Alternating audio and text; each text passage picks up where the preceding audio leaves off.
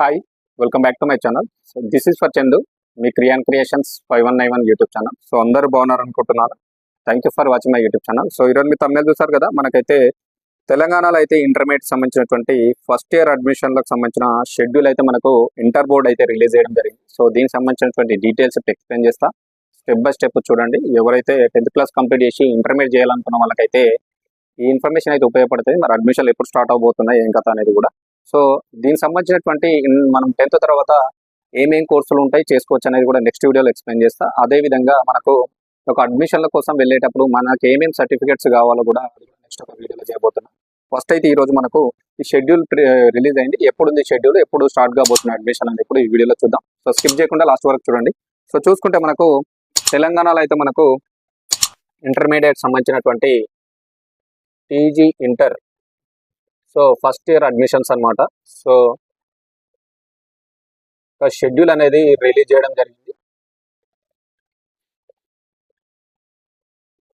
ఓకేనా, Telangana inter board అయితే మనకు షెడ్యూల్ రిలీజ్ చేసింది. సో దీనికి సంబంధించి మరి ఎప్పటి నుంచి అడ్మిషన్లు అయితే స్టార్ట్ కాబోతున్నాయో చూసుకుంటే మనకు రాష్ట్ర వ్యాప్తంగా 2026 అండ్ 27 విద్యా సంవత్సరానికి 26 అండ్ 27 ఒక ఇయర్కి సంబంధించి మనకు ఇంటర్మీడియట్ ఫస్ట్ ఇయర్ సంబంధించినటువంటి అడ్మిషన్లకు సంబంధించినటువంటి షెడ్యూల్ అయితే మనకు రిలీజ్ అయింది. సో దాదాపు ఇవి మనకు ఈ నెల ఓకేనా మే 8 నుంచి అయితే మనకు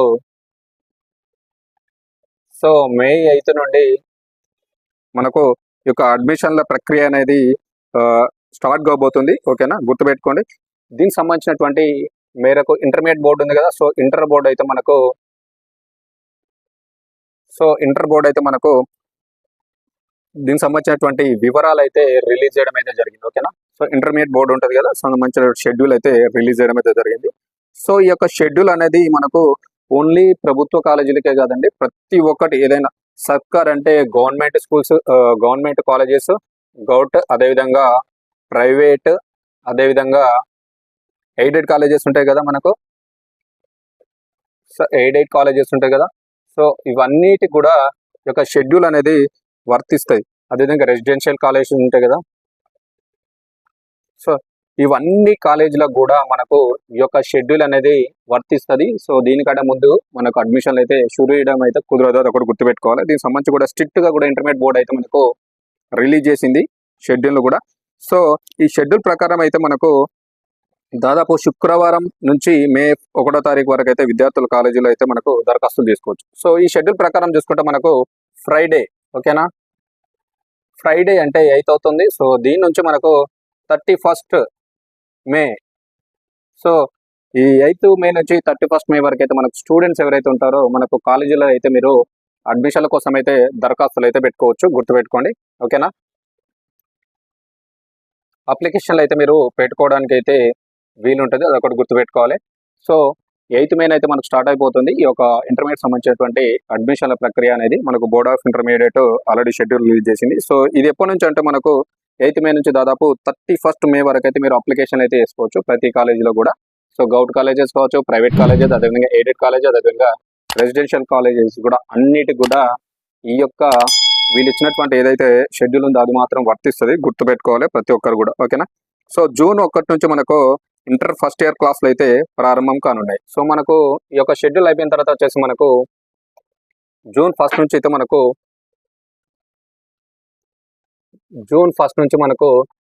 కాలేజ్ క్లాసెస్ అయితే మనకు స్టార్ట్ అవుతాయి, అక్కడ గుర్తుపెట్టుకోవాలి. సో కాలేజ్ క్లాసెస్ అయితే మనకు స్టార్ట్ కాబోతున్నాయి, గుర్తుపెట్టుకోండి.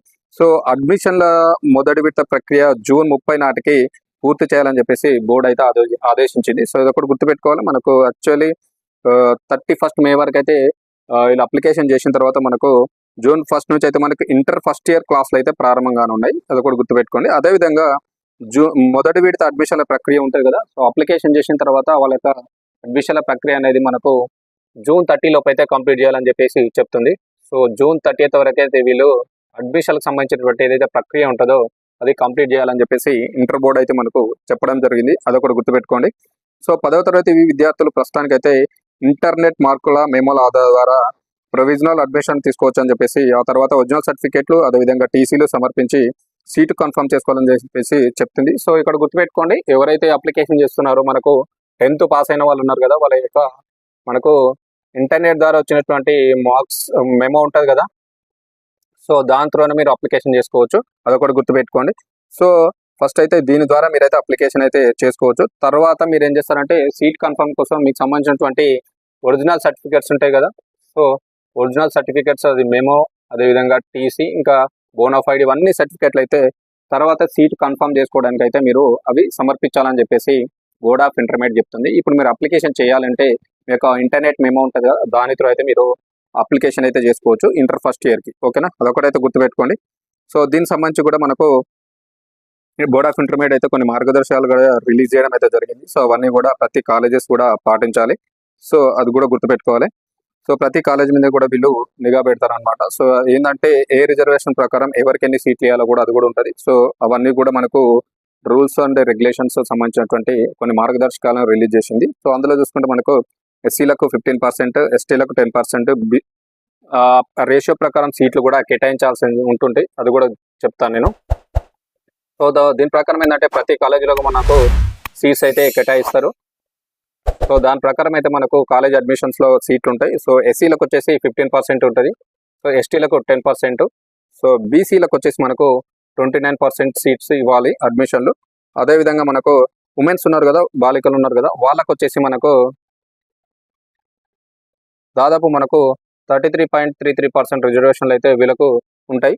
ఈ రేషియో ప్రకారం అయితే వాళ్ళకు పక్కగా వాళ్ళకి అడ్మిషన్స్ అంటే సీట్లు అయితే ఇవ్వాల్సి ఉంటుంది. సో దీని ప్రకారం బోర్డ్ ఆఫ్ ఇంటర్మీడియట్ అయితే అన్ని మార్గదర్శకాలు అయితే రిలీజ్ చేసింది. వాటితోనే మాత్రమే ఇవన్నీ కూడా అడ్మిషన్లు అయితే అవుతాయి. అది కూడా గుర్తుపెట్టుకోండి. సో ఎవరైతే స్టూడెంట్స్ 10th క్లాస్ కంప్లీట్ చేసి ఇంటర్మీడియట్ చేయాలనుకున్న వాళ్ళకైతే ఇప్పుడు 8th మే నుంచి అయితే స్టార్ట్ అవుతుంది అప్లికేషన్లో అడ్మిషన్ చేసుకోవడానికి.